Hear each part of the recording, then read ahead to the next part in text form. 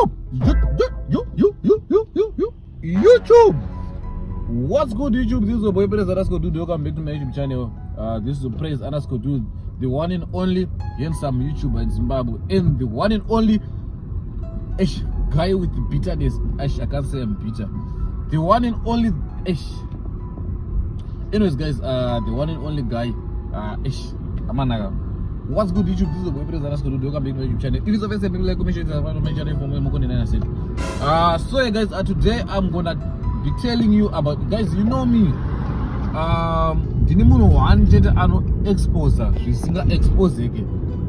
She unexposable things. Zimbabwe. Today I'm gonna be telling you zvinhu zvinosanganikwa nema couples content zvamusingaudzwe nema couples content Zimbabwean couples content creators zvavasingakutaurira, you understand? So guys, first thing, chinhu chandakatotanga kudze guys chekudai, so chinhu chandakatotanga kudze chekutanga ndechekuti all couples content is fake. Ndo chinhu chekutanga. What do I mean when I say couples content is fake? People should understand that making couples content is business. What do I mean with making couples content is business? It's business because shoot a video as a couple, right? Muchaone mwesa mawawa wenyu ari kwedzera engagement ikawedzera mari iri kwedzera because tichadira ma-ads and you guys you're gonna keep on watching ads. Kana maona ma-ads we're gonna make money, right? Ndochinhu chekutanga. Ndo zvakanakira couples content. Chakanakira couples content is a business. Ndo chekutanga, right? Chechitu, chakanakira couples content ndechekuti people will be admiring you, okay? Ameno kana zvakakunakira kuti uadmire nevanhu. Unozikanwa kuti kuna ningirikini, kuna present ningirikini chimusoro, kuna wakasangana kwa masisi, ndio vanhu danana masisi. Ndio chazvakanakirawo for to fame tuzina basa. But manje zvakanakira couples content zvishoma pane zvakaipira couples content. Couples content genjingopinda mune nyaya, you understand? Because haina zvayakanakira in fact. Yakanakira kana uchigadzira mari, the likes of vanhu vari kugadzira mari nawo tinowaziya. Ngoti mention master 1 or 2 3 munhu wese ari kuita couples content is making money, but pane vari kunyatsogadzira mari chaiyo, you understand? Let me just mention the likes of Taiti, Nyati, Kim Tanaka, maybe, right? But manje chashatira couples content ndechekudai. So chekutanga, 1, couples content inouraya nepressure. What do I mean with couples content inouraya nepressure? As you all know, we have got so many couples content creators in Zimbabwe. So couples content creator, we have so many content creators on the couples content in Zimbabwe, right? With the likes of Ana Taiti, Ana Nyati, Ana Kim Tanaka, let me do this. Let me avoid mentioning my friends, because what I'm gonna be saying here is doesn't include any of my friends or anyone. So let me not mention my friends. Let's just say Anatari Martin Wanani, right? Anika. Chazo shatira couples content jodi pressure pa iri kubva pekutanga nepekudai. So you have to keep up with the trends. When I say you have to keep up, right? Taita and Sabebrake ko Maldives. People they're gonna be more interested in content iri classy, iri kuenda nevanhu ko Maldives. And you all chakwara ne pressure kuti shit. What am I gonna do now? I went to Maldives, girl. So now you have to look for something which is better. Kuti vanhu vauyo vatori attention. Unozochi, let me tell you this. Chakanakira content yekuita uri wega like me. Andika. Chazvakanakira njoti kana nchita content rinde genini. Anytime I can change a girlfriend. Meet my new girlfriend. Trend. I bought a car. Nyango ndakakunyepera is a trend. I died. Nyango ndakakunyepera kundafa is a trend. I went to Zimbabwe and Aromba. Again, I have so many friends that don't with. But as a couple, you can't do all those dramas. Because drama, people they are gone. Unokonzisa drama. So now drama ramunokwanisa kuita drama rineka commission cut. You understand? Uyakaenda nebhebhe rake kwakadai, so now you can't even sleep because wakutofunga kuti shit. Saka akoni dede azi anyanya kutakwa, pakoni dede anyanya kutakwa, hapana bazvatakwa. Toita sei? Now we have to go out. Now we are spending all the savings that we have so that you go out. Because couple yana ningirikini yaenda out. Ndo chekutanga chakashatira couples content. Pressure, unofane pressure. Pachezvenyu pama couples ipapo. Chechitu, couples content is lies. Manyepo ega. Iwe, ndikakuudza kuti do you know kuti shanambotara pekutaka kuti couples content is business, right? Do you know kuti vanhu as a couple you can even spend 5 days. I know this and I've been through this. You can even spend 2 weeks without speaking to your girlfriend, right?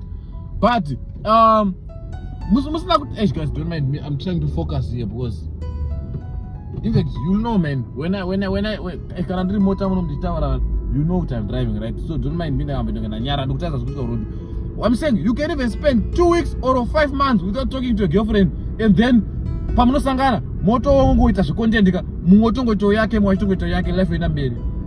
Yo, do you know that all the content that you are given nevanhu it's fake? Yo, unoziva kuti kunetsana kwauri kuita nemunhu wako murelationship, kutukana kwauri kuita nemunhu wako murelationship ndo zvinoitika macouples content creators ari pasocial media zvitori worse than zvaunoita iwo. You understand? Iwe vanhu vava vakarambana 1 week vachangotanga kudanana. Most of the content creators in Zimbabwe, they don't date. They are now just trying to keep up so that they will give people content, and they are afraid to be judged. I'm the only one content creator akaita couples content akazvisiya. Yes, inini zvinhu zvakasanshadira ndinosiya just because my happiness matters. You understand? I can't be like making people happy in the name of content. No. I don't do that. I don't. Vanhu vakawanda vakarambana vachangotanga kudanana. All those people that are making couples content vakarambana kudhara vachangotanga kudanana. Vana havachadanani vanhu ivo. Vanhu ava vasangana ma feelings for each other. They are now just making content for business. 1, dzara kuti vanhu varamba vacha keep up with couples content.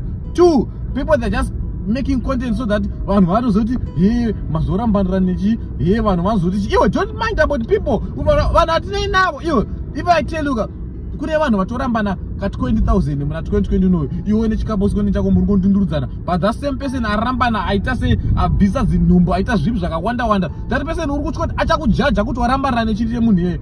Don't mind those people, havana basa. Amanaka, today I'm not in the mood of talking both and Sunday since in the morning, but what I just want to tell you is couples content is fake.